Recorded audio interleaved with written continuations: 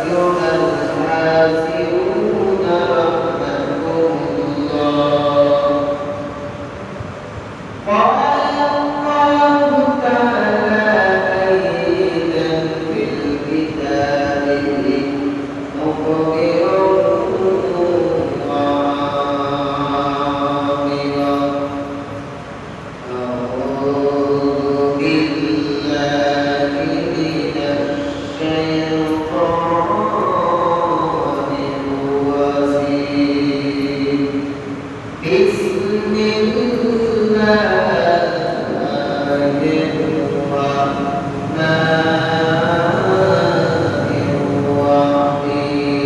الرحيم يا أيها الذين آمنوا ادخلوا في السلم كافة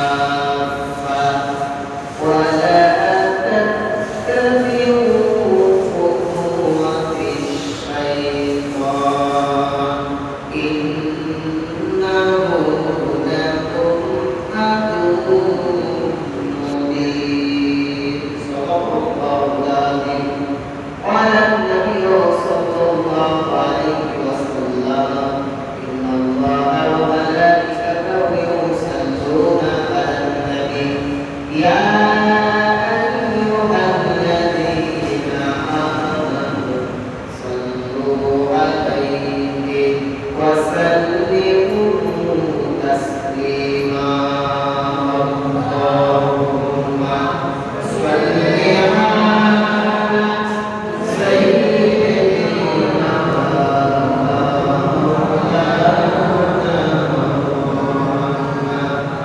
وعلى آل سيدنا محمد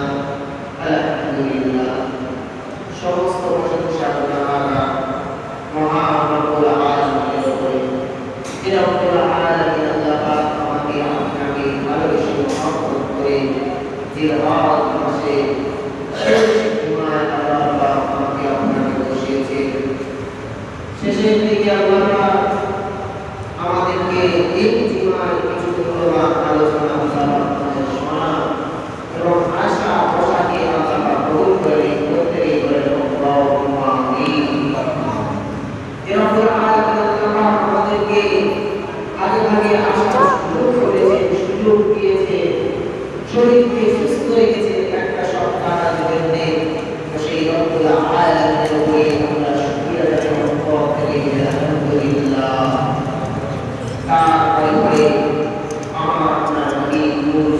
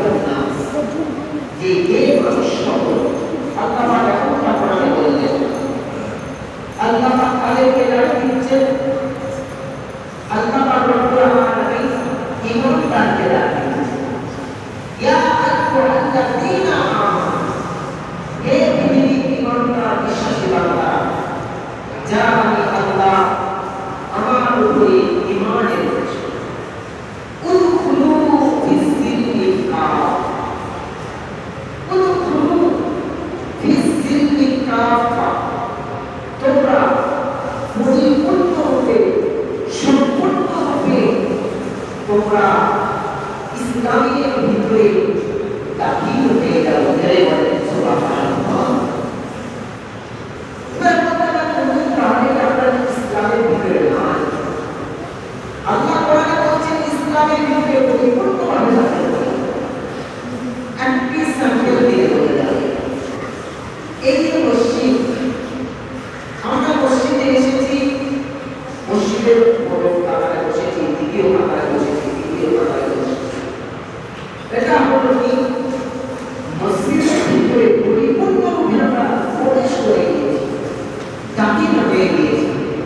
আর যারা মসজিদের ভিতরে জায়গা পেল, যারা রাস্তায় নামাজ পড়ছে, রাস্তায় যারা নামাজ পড়ছে, তারা জামাতের সাথে জড়িত হয়েছে, কিন্তু তারা মসজিদের ভিতরে প্রবেশ করতে পারে। ওই জন্য আল্লাহ প্রার্থনা করছে যে তোমরা পরিপূর্ণভাবে ইসলামের ভিতরে রাখতে চাও। আল্লাহ আপনার পরের আয়াতে বলছে ওয়ালা তাত্তাবিউ খুতুওয়াতিশ শাইতান, তোমরা শয়তানের পথ অবলম্বন করবে না, তোমরা শয়তানের পথে দাখিল হবে না। কেন শয়তানের পথে কেন দাখিল হবো না? আমার আল্লাহ বলছে ইন্নাহু লাকুম আদুউন মুবিন, এই জন্য শয়তানের পথে দাখিল হবে না, কেননা শয়তান হলো মানুষের প্রকৃত দুশমন। মানুষের দুশমন হলো শয়তান। এই জন্য আমি আল্লাহ তোমাদেরকে নিষেধ করছি তোমরা শয়তানের পথে দাখিল হবে না। আমার আল্লাহ রাব্বুল আলামিন আর কোরআন কারীমের ভিতরে জানিয়ে দিলেন ওয়া মা খালাকাতুল জিন্না ওয়াল ইনসা ইল্লা লিয়াবুদুন।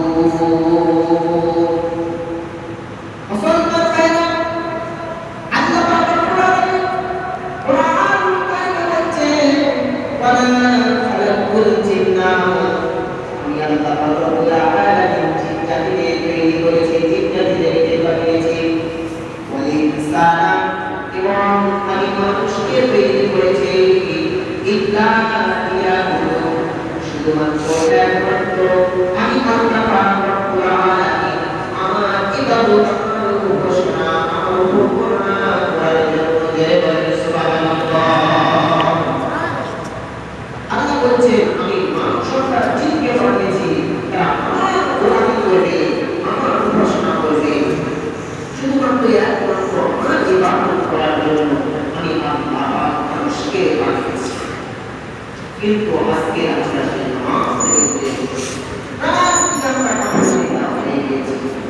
আমরা জানি না যে আল্লাহ আমাদের কত সুন্দর করে বানিয়েছে। আল্লাহ বলছেন আমি আসমান বানিয়েছি কোন ফায়াকুন করে, বান্দা শুনে বলে সরিকা বানিয়েছে কোন ফায়াকুন করে। কিন্তু এ আমার বান্দা, আমি আল্লাহ তোদেরকে আপনার কাছে প্রমাণ করি, তোদেরকে আমি আল্লাহ প্রমাণ করে বানিয়েছি। আমি আল্লাহ আমার কুদরতি হাত দিয়ে তোদেরকে আমি আল্লাহ মহব্বত করে বানিয়েছি।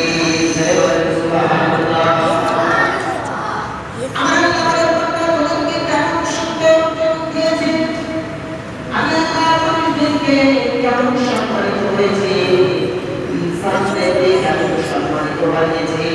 আমার আল্লাহ একটা নয় নয় চারটে কসম খেয়ে আমার আল্লাহ পাক বলেন ওয়াত্তিনি ওয়াজ্জাইতুন ওয়াত্তুরি সিনিনা ওয়া হাদাল বালাদিল হামিদ লাকাদ খালাকনাল ইনসানা ফি আহসানি তাকওয়িম।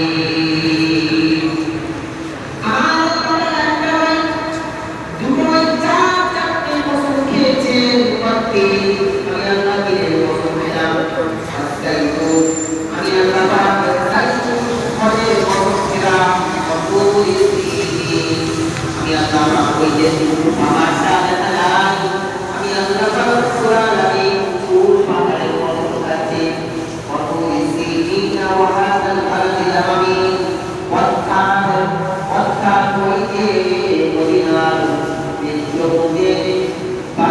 মসজিদগুলো আছে, মদিনার গলি গলি যে সম্প্রদায় আছে তাদের অসংখ্য আমি বলছি লাকাদ খালাকনাল ইনসানা ফি আহসানি তাকওয়িম।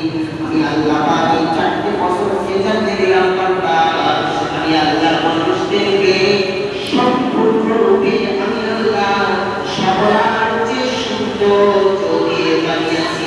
বলেন সুবহানাল্লাহ। সেই আল্লাহর কাছ থেকে, সেই আল্লাহর দিক থেকে আমরা পেয়ে গেছি যে আল্লাহ আমাদের এত সুন্দর করে বানিয়েছে, কিন্তু আমরা সেই আল্লাহর কাছ থেকে আমাদের পেয়ে গেছি। তাই আজকে মুসলমান আমাদের উপরে এত জুলুম, এত অত্যাচার। আল্লাহ নবীকে আল্লাহ রাসূল বলেছিলেন, যখন আল্লাহ দিক থেকে মুখ মানুষ ফিরিয়ে নেবেন, যখন মানুষ আল্লাহর দিক থেকে মুখটা ফিরিয়ে নেবে, আল্লাহর পথ যখন ছেড়ে দেবে, নামাজ যখন ছেড়ে দেবে, হক যখন ছেড়ে দেবে, আল্লাহ নবী বললেন তখন আল্লাহ একটা জালেম শাসক মেরে সেই জালেম শাসকের দ্বারায় আল্লাহ পাক রব্বুল আলামিন মুসলমানদেরকে আমার আল্লাহ পাক পরীক্ষা নিয়ে আজকে সেই সময়টা চলে এসেছে। আজকে সেই সময় চলে এসেছে জালেম শাসক আল্লাহ পাক কেন? শুধু আমার আপনার জন্য। কেন? আল্লাহকে আমরা ভুলে গিয়েছি, আল্লাহর কথাগুলো আমরা অমান্য করছি। আল্লাহ পাক রব্বুল আলামিন কোরআন কারিমে বলছে যে আল্লাহ রাসূল বলছে যখন একটা সময় আসবে মসজিদ ভর্তি নামাজ হবে, মসজিদ ভর্তি নামাজ হবে, কিন্তু কারো নামাজ কবুল হবে, কারো নামাজ কবুল হবে না, কিন্তু মসজিদ ভর্তি নামাজ হবে। কেন? আল্লাহ পাক কোরআন কারিমে বলছে, আল্লাহ পাক রব্বুল আলামিন কোরআন কারিমে বলছেন ফাওয়াইলুল লিল মুসাল্লিন।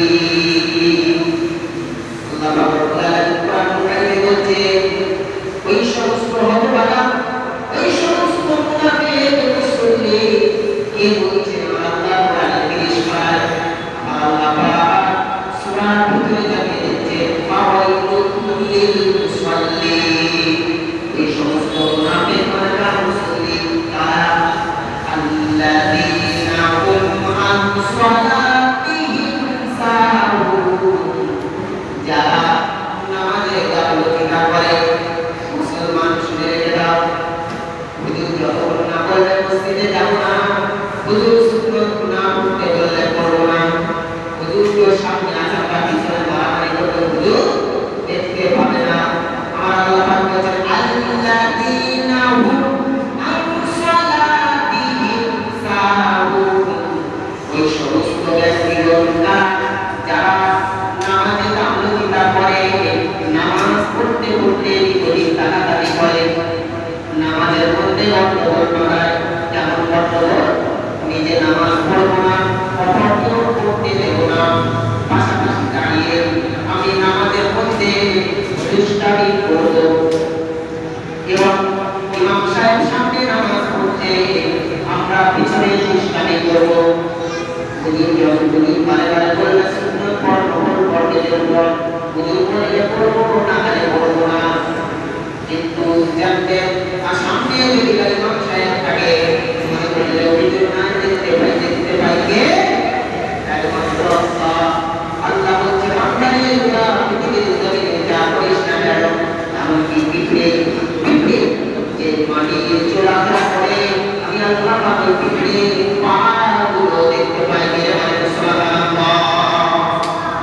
তাহলে আল্লাহ বলছে আল্লাযীনা হুম আন সালাতিহিম সাহুন, যারা নামাজে গাফলতিটা করে, নামাজ পড়লে মসজিদে আসতে চায় না, দেখে মসজিদে আনতে হয়, আসলো মসজিদে আসলো, নামাজ পড়ে আসলো। আর আল্লাহ বলছে এদের জন্য আমি আল্লাহ কি রেখেছি? এদের জন্য আমি আল্লাহ পাক একটা ভয়ঙ্কর জাহান্নাম রেখেছি। সেই জাহান্নামটা হবে ভয়ঙ্কর জাহান্নাম। আমি আল্লাহ রাব্বুল আলামিন ওই ভয়ঙ্কর জাহান্নামে এই সমস্ত ব্যক্তিদের আমি আল্লাহ ফেলে দেব।